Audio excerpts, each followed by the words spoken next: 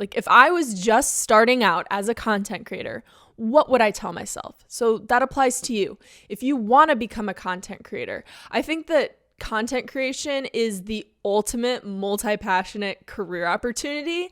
And the fact that it's so huge, it's such a growing industry, it's so new, and it's super popular. What's up, pals, and welcome back to another episode of The Passion Project. I'm your host, Hallee Smith, visual storyteller and creator on TikTok and YouTube. I hope that this podcast can inspire you to get out of your comfort zone and into your passions so that you can live a truly fulfilling life. And the best part about it is we're on this journey together. So let's go. Hello, my podcast beans. Welcome back. I'm excited to be recording another episode because it feels like it's been a while for me since I've recorded. I think that the last time I recorded was a couple weeks ago because I've been pretty busy and on the go, so I had to do a little bit of pre-recording. So it's good to be back, and I'm really excited about today's episode. Something else you might have noticed is a different jingle on the intro. So there's a story behind that, actually, and it is that my brother made it. My brother made that jingle. And it's so relevant to the podcast, which is why I really wanted to use what he created as a part of the Passion Project. So my brother's younger than me. He's the middle child, and I have one other younger brother. So Blake, the middle child, the one we're talking about right now. During quarantine, he started a passion project, guitar. So he started playing guitar just for fun, and it's evolved into one of what it seems to be one of his things he's most passionate about. He recently started playing gigs, and it's really cool to see him keep growing and getting better at it and how far he's come from when he first started during quarantine. So with that being said, I texted him and I was like, hey, you should make an intro for the podcast, because he said he had listened to the first couple episodes. I was like, you should totally do a jingle intro if that's something you know how to do. Or whatever, I think it's called a riff. I think that's the technical term for it. And he was super stoked about it, and he made me a riff for the intro. So I think it's perfect. I think it totally fits my vibe, the vibe of the Passion Project, and just the vibe of my videos in general and my personal brand. I think he nailed it. It was his first attempt too, so definitely go give him a follow on Instagram. I linked his Instagram in the show notes, and he's going to be posting more guitar content. If that's something you're into, if that's one of your passions, definitely go give him a follow. And maybe having a few of you coming over there from the podcast will inspire him to actually do more posting about his passion, because he's really good at it. So moving on to today's topic, what I want to give you guys today is some advice. Some advice on becoming a content creator. As you guys know, I am a full-time content creator. I have been for the past 2 years. I'm kind of framing the episode today as what I would tell myself 2 years ago. Like if I was just starting out as a content creator, what would I tell myself? So that applies to you. If you want to become a content creator, I think that content creation is the ultimate multi-passionate career opportunity. And the fact that it's so huge, it's such a growing industry, it's so new, and it's super popular. A lot of people might be turned off by the fact that it is so popular right now and think, oh my gosh, everybody's doing it. But I see it as something that's going to be a typical regulated industry. It's going to be something that's the same as saying, hey, I'm an accountant, or I'm going to be a lawyer. You're saying, I'm going to become a content creator.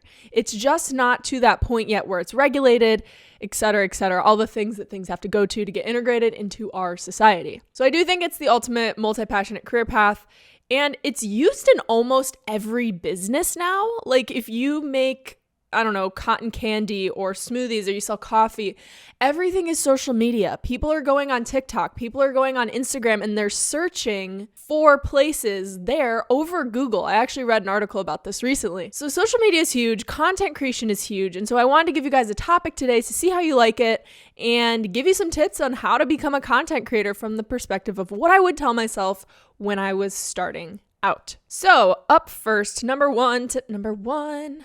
Stop thinking, start doing. Pretty straightforward. I cannot tell you how many people I've talked to or how many times I've had the conversation where someone's like, dang, you're so lucky to be doing that, or oh, I've always wanted to do content creation, or man, I wish I could do that. First, I want to say, yes, I'm very fortunate. I love what I do, and I'm really grateful that I've been able to get myself here and all the factors that have played into it, the people that have helped me along the way, etc. But I'm also here to tell you that you can do it too. You're not going to get there by thinking your way all the way there. Of course, there's strategic thinking. I've done episodes on the importance of taking a step back and thinking and having your mission.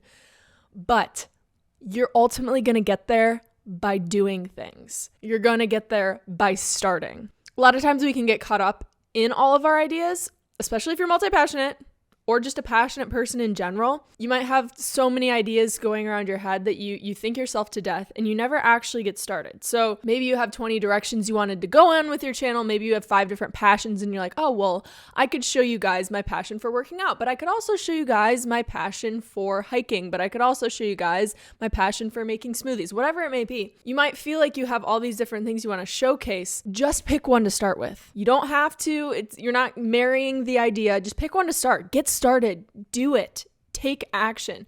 And you'll learn more by trying something and failing at it or figuring out as you go than you will by sitting there and doing nothing. You will learn more if you do something and realize it's not for you or you fail at it than you will by not taking any action. So that is tip number 1. Stop thinking, start doing. Number 2, stay true to your mission and don't get caught up in the vanity metrics. Vanity metrics are things like follower count, views, going viral every time you post, the things that it's really hard as a content creator to not feel like you have to be doing to be successful. But what are your success metrics? It doesn't have to be going viral. So I would like to say to myself 2 years ago, and also I keep reminding myself of this as well, but this is a great place for you to start. What is your mission? Start there. Even before you do the tip number 1, stop thinking, start doing, even before you do that, what is your mission? This is even a way to get you started because it's a way to get unstuck from the idea right off the bat that you have to immediately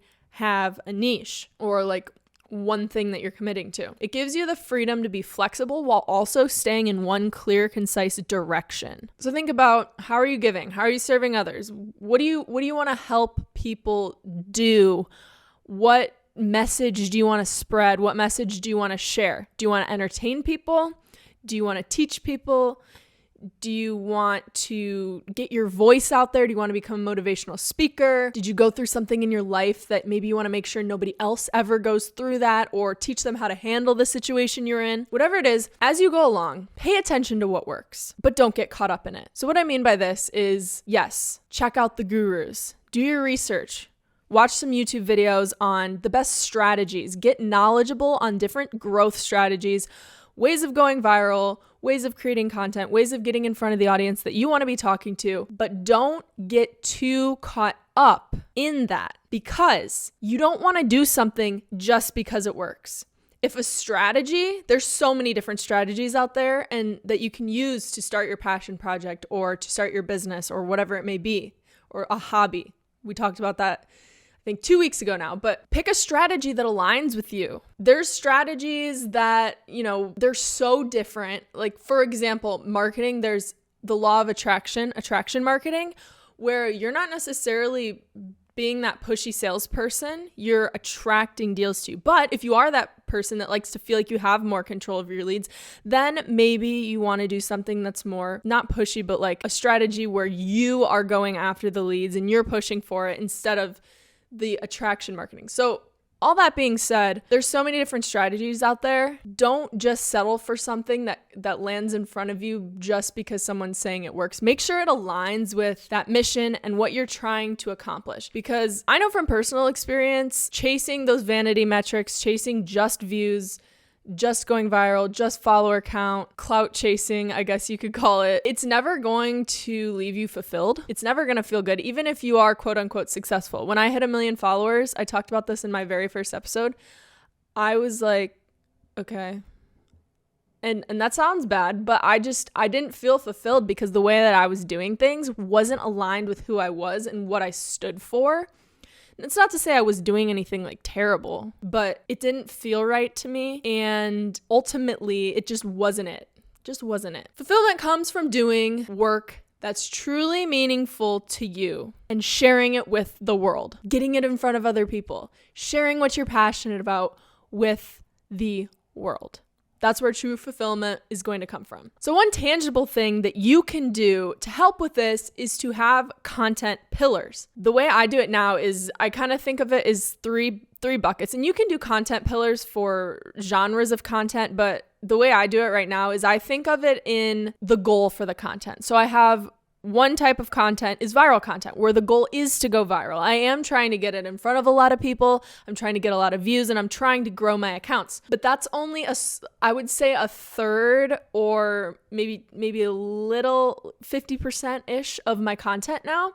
And now I focus on these other two pillars, which are relationship building and explorative content. So relationship building are things like, hey, join my newsletter, or maybe it's a vlog where I'm telling you guys about my day, or I'm doing a vlog today actually about this podcast, telling you guys a vlog about how I do my podcast, just kind of where you get to know, your audience gets to know you better. And then the explorative content is just trying new concepts where I don't know if it's going to do well. I don't know if it's going to go viral. It might flop, it might not, but I intentionally do it as an exploration so that if it does bad, then I'm like, okay, maybe it didn't work. But then if it does good, I say, okay, move this into the category of viral content or maybe relationship building. You just kind of got to see how it plays out. So that's tip number 2. And now we're on to tip number 3, which is set a roadmap. Reasonably, what can you do? Do you have a full-time job right now? Do you have a part-time job right now? What can you manage as you're starting as a content creator? You don't have to start full-time to do it. You don't have to be crazy like me. Just kidding. But that's essentially what I did. So what can you reasonably do right now? Is it posting once a week? Is it posting twice a week, 3 times a week? For this podcast, I ideally wanted to do twice a week, but it wasn't feasible based on top of everything I'm already doing. So for this podcast, what was reasonable for me was once a week. And it's been working. I've been consistent with it. So figure out how much you can do reasonably. How long are you going to do it for before you maybe adjust, see if you need to switch courses, see if everything's working. Tell yourself, for me, I said, I'm going to do this for 6 months to a year before I decide whether or not it's good for me or whether or not it's worth it. So give yourself a time frame. What can you reasonably do each week? Number 3, what are you going to start with? What niche are you going to start with? You got to start with something. What interest? Okay, I won't say niche. What interest are you going to start with? What passion? Start with one thing, try it. Again, look back, see how it's going. And if you want to change to a different one and you feel like it needs to happen, then do it. And then, of course, this also includes the mission. So in your roadmap to becoming a content creator, write out your mission. So this kind of is reverse engineering. I maybe should have said these in different order, but you can always go back, rewind, and re-listen to the first 2. So that mission that we talked about in the second one, this is part of this roadmap that I would recommend building as you get started or before. And tip number 4 is what I did not do, but what I'm telling you and I would tell myself to do in hindsight. And that is start it as a side hustle or a passion project. What this is going to give you the freedom and flexibility to do is explore your monetization avenues without pressure or judgment. For me, I jumped in with 2 feet because I was already freelancing and I was like, why not just keep doing this? I was like being stubborn and thinking, oh, I'm not going to get a full-time job because I can do it. And I have, but it's been stressful at times. And there's been a lot of times when I wished I had that lack of pressure to monetize things. So if you're starting out, start it as a side hustle, slowly implement it, build that into your roadmap, and don't put this pressure on yourself that you have to be making money for it. Explore different things. Explore affiliate marketing, brand deals, user-generated content creation.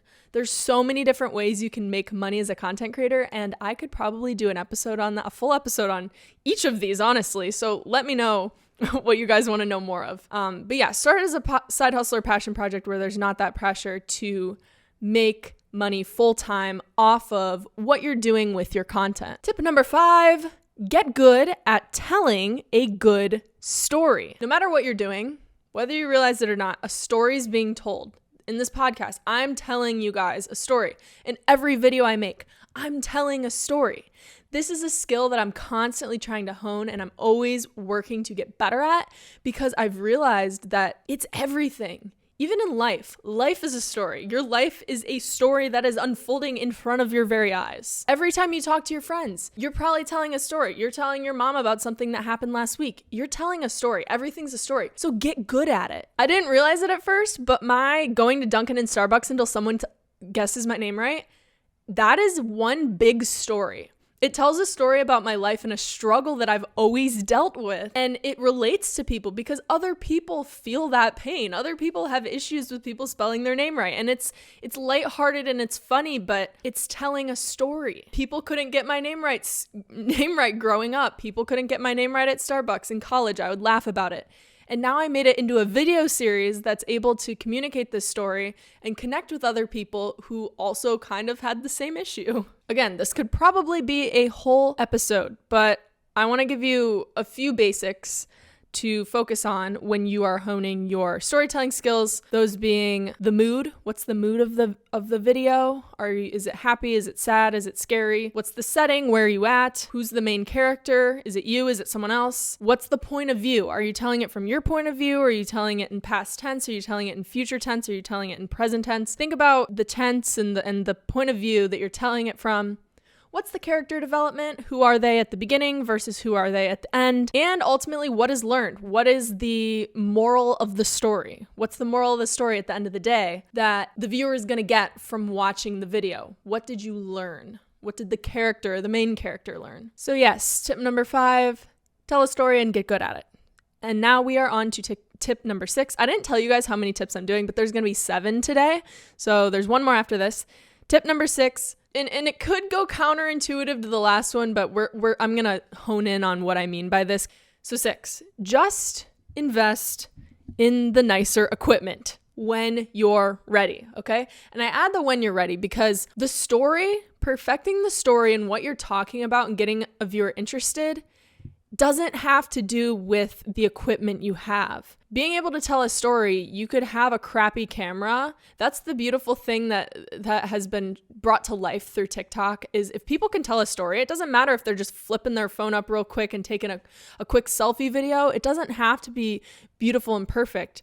They just have to tell a story. But with that being said, just invest in nicer equipment if you are number 1, committed to being a content creator. And number 2, you have the means to do it. For the longest time, of course, I started with the cheap Amazon easy equipment and it worked, it got the job done, but it wasn't necessarily the most efficient. I had this tripod that was practically falling apart.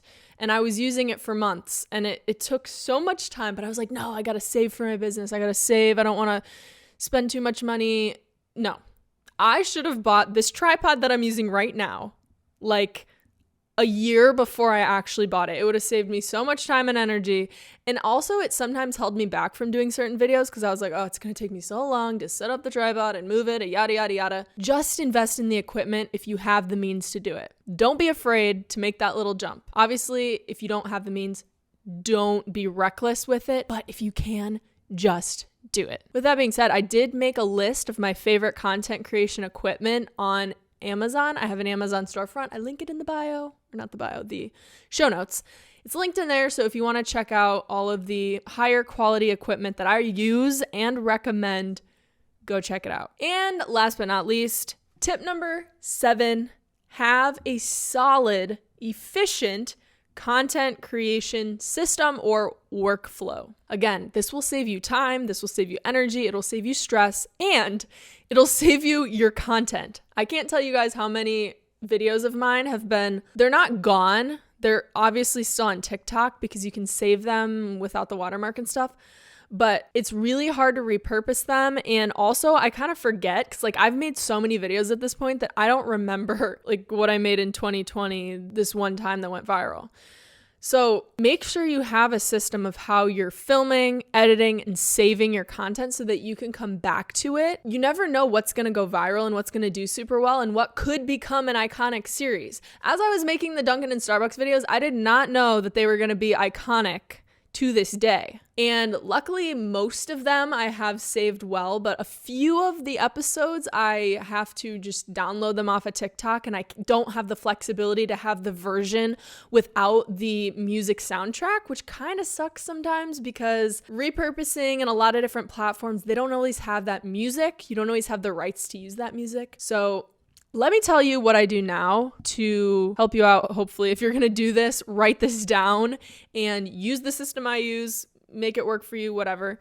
But what I do right now, I film my video on my phone, or if it's a long form, I film it on my ZV-1, my Sony ZV-1 camera. Number 2, I move it to an external hard drive. I started doing this because my laptop can never handle all of the storage. I tried doing iCloud, did not work for me. It always messed up my phone. So I started investing in external hard drives, and I take everything off, put it on the external hard drive right after. Then I edit on my laptop. Used to edit on my phone, not anymore. Edit on my laptop. And then this is key, this is crucial. Do not forget this if you're following the system. Export your video. Export your final videos with a soundtrack and without a soundtrack. Some people, you might not need to have it with the soundtrack. You can completely just do without the audio soundtrack. And but when I say that, I mean the music. Don't like cut the audio to silent. Just the music. Some people will just add the music on TikTok or on YouTube Shorts or on Instagram Reels, but I recommend having one of each just because the way I edit, I like to duck the sound up and down throughout the video as needed. So make sure you have those two options because then you can always have the flexibility to have control and own your content. And then obviously last step is to just move it to deep storage and make sure that all those videos are organized in a way that I can easily access them and find them when I want to repost or do some sort of compilation video. So we're gonna do a quick little recap. I feel like that was a lot, you guys. Okay, number 1, stop thinking, start doing. I should have made that tip number 7 because it's like, do all these other things, take them into consideration, and then just do it. Don't get stuck in that overthinking loop. So stop thinking, start doing. Stay true to your mission. Don't get caught up in the vanity metrics. Set a roadmap. Number 4, start as a side hustle or a passion. Number 5, get good, and I mean good, at telling a story. Number 6, just invest in that nicer equipment if you can. And number 7, have a solid content organization system. So there you have it, guys. Those are my 7 tips that I would tell myself starting out as a content creator and that I am telling you to use. Whether you're just starting or you already are a content creator, I think a lot of those can help you as well, even if you already got started. So get out there, gain that confidence through doing, start posting, just freaking post. You got this, I believe in you. And if you do any of these things, let me know. I want this to be a two-way conversation. So send in or again, if you're on YouTube, comment. I noticed some of you guys have been commenting, but if you're listening, send it in to halleespassionproject@gmail.com. I check that and I read all your guys' emails. And if you want to, I mentioned this before, if you want to check out any of that content creation equipment I was talking about, the Amazon storefront is linked in the show notes. It also has a list of my favorite books, which I think I'm going to be talking about in the next week's episode.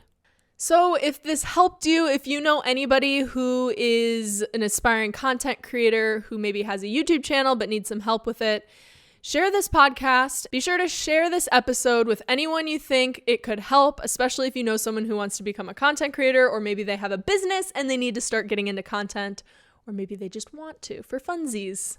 And last but not least, don't forget about the bonus episodes over on Patreon. The first one came out last month and the second one's coming out this upcoming month. There's all kinds of other perks over there, but the most relevant to you guys is the podcast chat community as well as the bonus episodes. So go check that out. As always, linked in the show notes. And that is all. That is all for this week, pals. I hope you enjoyed this episode. Let me hear your feedback. I love hearing from you guys. And I will see you in the next episode, my podcast beans. Peace out.